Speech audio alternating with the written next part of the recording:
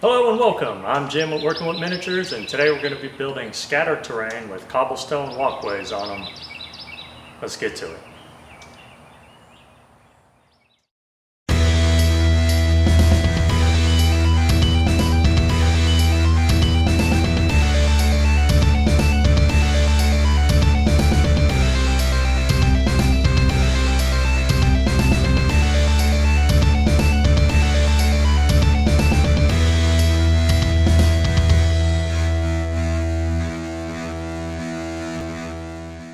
For the bases of these scattered terrain pieces, I used MDF chipboard cut into random designs using a jigsaw. I then beveled the edges with an orbital sander.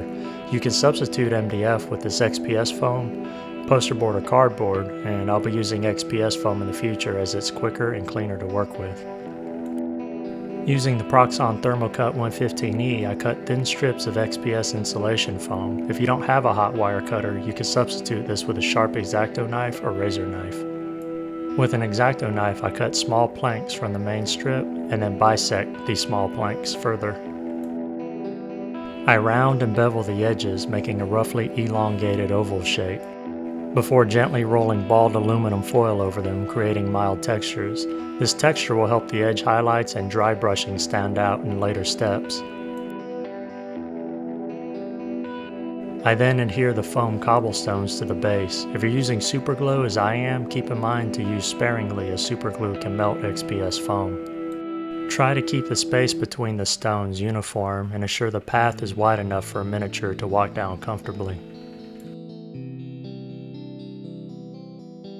With a cheap brush, I apply AK Interactive's Muddy Ground to the rest of the base, dabbing it around the edges of the stone path and between the stones where the largest gaps are. You can skip this step or substitute with PVA glue or sand if you choose.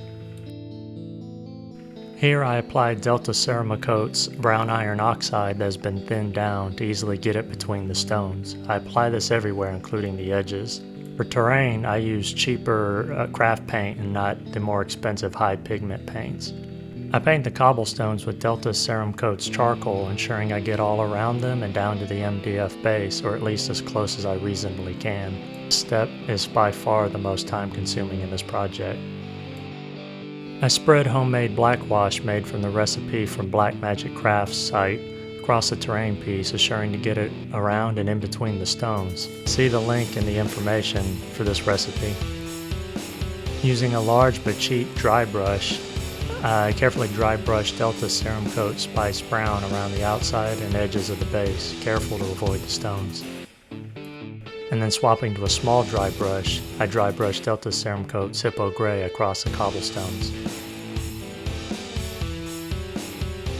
With a small brush, I edge highlight each stone with Apple Barrel's Country Gray. I don't really have a preference between Delta Ceramacoat or Apple Barrel, I just get whatever's available locally. With a cheap brush, I spread PVA glue around the outskirts of the base.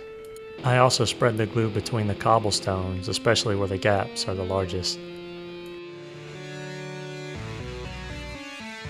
Before the glue sets, I sprinkle green flock around the outskirts, and then earth blend, which is a brown and yellow flock towards the inside, around and in between the cobblestones. This will give the appearance of trampled ground having killed some of the grass back.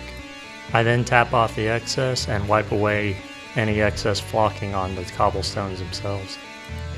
For the final step, and this is optional, I apply several Army Painter tufts to each piece of scattered terrain. Two I'm using are from the swamp and mountain packages. Before applying, I add a little super glue to the bottom and then press it in place with the back of an X-Acto knife blade. This is the finished product. The lessons learned from this video is that when using the ball of aluminum foil to texture the top of the cobblestones, it's easier and quicker to glue them to the base before rolling. If you roll them first, you have to pay attention to which side you're gluing, and you'll have to deal with cobblestones sticking to the ball from friction. I of course realize this after the fact, but that's why I'm doing this, so I can make all the mistakes so you don't have to. That's going to wrap it up for today. I hope you learned something or were inspired to build your own scattered terrain. If you have any questions or comments, please leave them below, and if you like the content of this video and would like to see more, please like, share, and subscribe. This is Jim at Working with Miniatures. I'm truly grateful for your time, and I bid you a fond farewell. Till the next video.